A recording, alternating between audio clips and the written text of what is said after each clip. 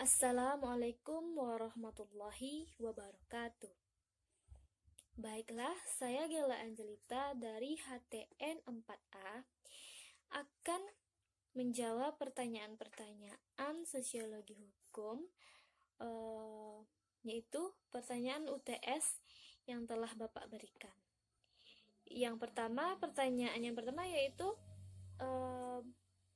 jelaskan pentingnya kajian sosiologi hukum dan juga aliran-aliran terbentuknya sosiologi hukum.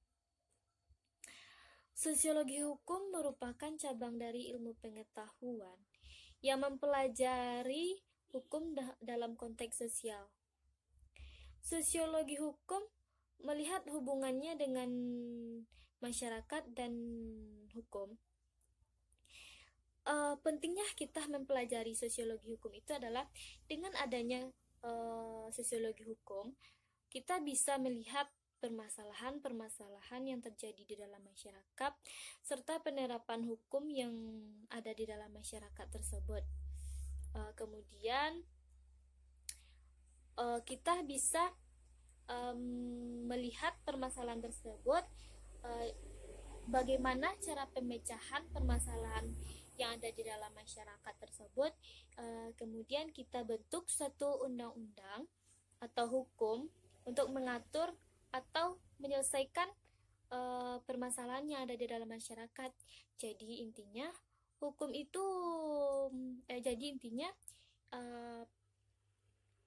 kehidupan masyarakat atau permasalahan-permasalahan yang ada di dalam masyarakat dijadikan sebagai dasar untuk membentuk hukum. Kemudian kita mempelajari atau kajian sosiologi hukum ini juga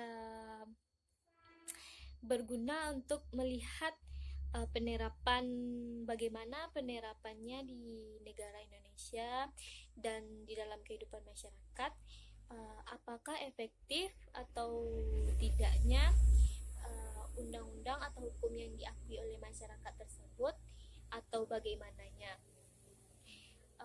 Kemudian bagaimana dampak dari hukum itu sendiri, dari hukum yang telah dibuat itu sendiri terhadap kehidupan masyarakat.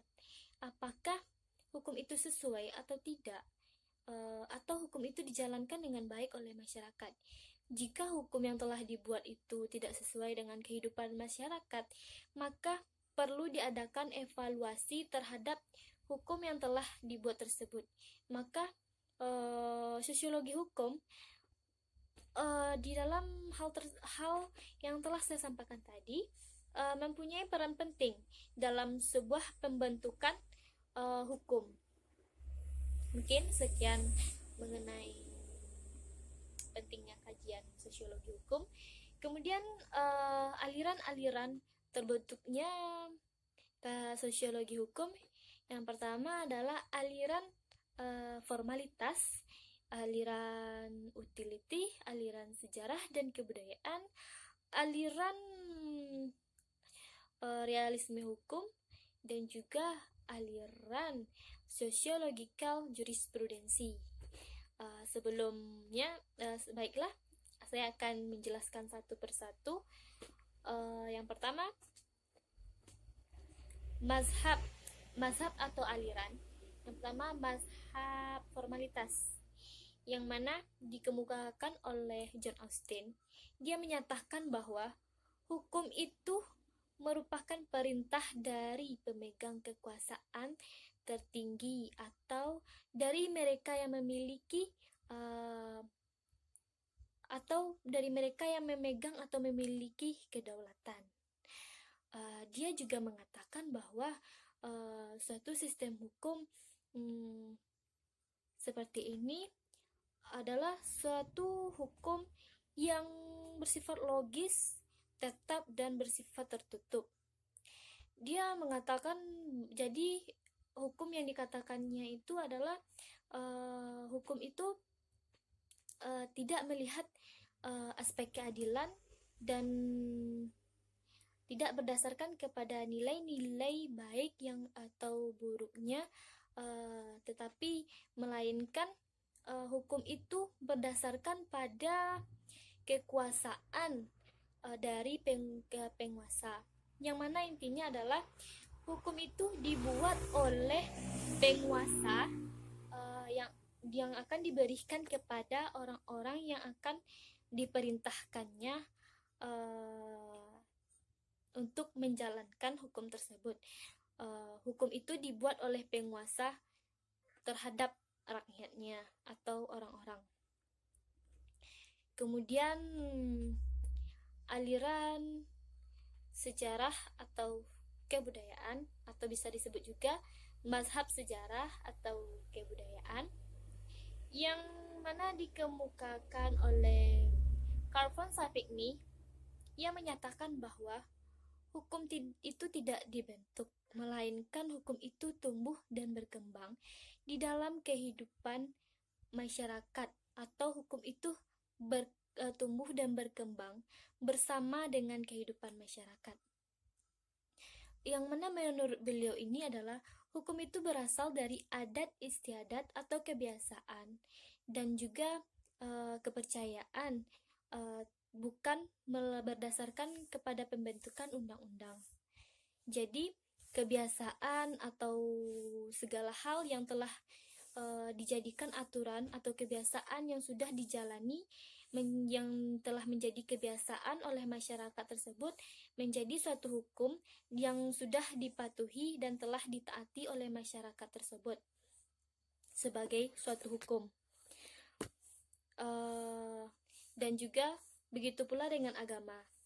Apa yang telah diperintahkan agama telah mereka jalankan untuk sebagai aturan, yang mana kebiasaan tersebut kita contohkan di daerah kita aja sendiri ya. Jika di Minangkabau, kalau kita keluar dan sudah larut, maka kita akan ditangkap oleh orang-orang. Padahal hukum itu tidak tertulis, melainkan hanya sebuah kebiasaan yang dijalankan oleh masyarakat. Dan juga kebiasaan masyarakat Minangkabau di dalam kehidupan, jika sudah menikah, laki-laki yang datang ke rumahnya, bukan perempuan yang tinggal dengan keluarga laki-laki tersebut. Itu merupakan suatu kebiasaan di dalam Minangkabau. Kemudian mengenai aliran utility yang dikemukakan oleh Jeremy Bentham, yang mana hukum itu bermanfaat bagi masyarakat dan agar mencapai kehidupan yang bahagia. Dia juga mengatakan hukum sebagai alat untuk mencapai tujuan, dan juga hukum sebagai alat untuk mengendalikan individu-individu agar tujuannya sesuai dengan masyarakat di mana dia sebagai warga negara. Kemudian hukum juga sebagai alat untuk melakukan perubahan-perubahan sosial di dalam masyarakat.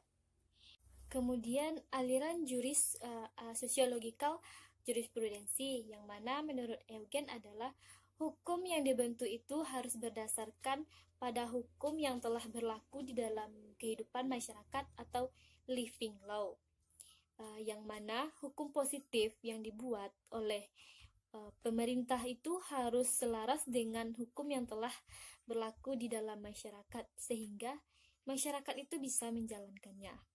Kemudian aliran realisme hukum yang dikemukakan oleh 3 orang pakar. Yang pertama adalah Jerome Frank, kemudian Justice Oliver, dan juga Carl Llewellyn, yang mana mereka terkenal dengan teori radikal di dalam proses pengadilan. Mereka menyatakan bahwa hakim itu tidak hanya menemukan hukum, tetapi juga membentuk hukum. Berbeda dengan negara Indonesia yang yang hakimnya di dalam memutuskan perkara berdasarkan pada undang-undang, undang-undang dasar, undang-undang berdasarkan KUH Perdata Pidana yang telah terkodifikasi. Kalau menurut teori mereka tersebut, hakim tersebut yang menemukan dan juga membentuk hukum. Biasanya terdapat di negara Amerika Serikat yang dikenal dengan common law atau Anglo-Saxon. Dan Indonesia disebut dengan Eropa Continental atau civil law. Penegakan hukum itu harus diperkuat lagi. Hukum Indonesia itu sudah bagus, tetapi pelaksanaannya kurang efektif. Mungkin di sana juga bisa kajian sosiologi hukum dalam kehidupan kita. Soal yang ketiga yaitu fungsi hukum dan pengaplikasiannya di Indonesia.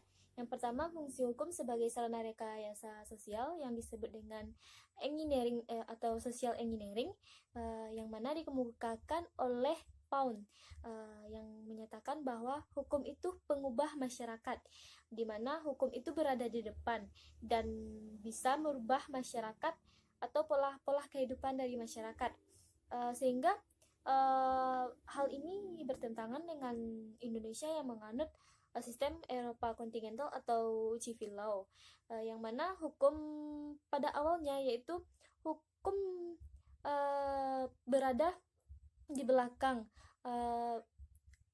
maksudnya yaitu hukum itu dibuat setelah adanya perilaku atau kebiasaan yang dilakukan oleh masyarakat atau sesuai dengan kehidupan masyarakat. Bukan hukum itu yang mengubah kehidupan masyarakat, melainkan hukum itu menyesuaikan dengan kehidupan masyarakat. Hal yang dikemukakan Pound itu sebenarnya adalah berlaku pada negara yang menganut sistem common law atau Anglo-Saxon, yang mana yang dimaksudkan oleh Pound itu adalah putusan hakim yang diharapkan bisa untuk mengubah kehidupan masyarakat. Kemudian fungsi hukum sebagai pengendalian atau kontrol sosial, yaitu hukum berfungsi sebagai pengendalian atau pengendalian masyarakat, bagaimana masyarakat itu harus berperilaku di dalam kehidupan, mengontrol masyarakat itu bertindak agar tidak terjadinya penyimpangan. Dan jika terjadi penyimpangan, maka hukum itu akan memberikan sebuah sanksi. Kemudian hukum sebagai sarana pengintegrasian, yaitu hukum menyelaraskan atau hukum itu sebelum terjadinya konflik ataupun sesudah terjadinya konflik, hukum itu sudah ada. Hukum juga berfungsi sebagai pencegahan terjadinya sebuah konflik, dan hukum juga sebagai keadaan untuk membawa sebuah kedamaian di dalam kehidupan masyarakat atau sesuai dengan kehidupan masyarakat, menyelaraskan. Kemudian hukum sebagai sarana pembaruan dan pembangunan, di mana kehidupan masyarakat atau kehidupan sosial terus berkembang, maka hukum itu harus diperbaharui untuk pembangunan hukum baru, yang mana permasalahan yang dihadapi sekarang dan dahulu itu berbeda, maka dilakukanlah pembaruan suatu hukum untuk pembangunan berikutnya. Mungkin itu jawaban yang dapat saya berikan mengenai ujian sosiologi hukum. Assalamualaikum warahmatullahi wabarakatuh.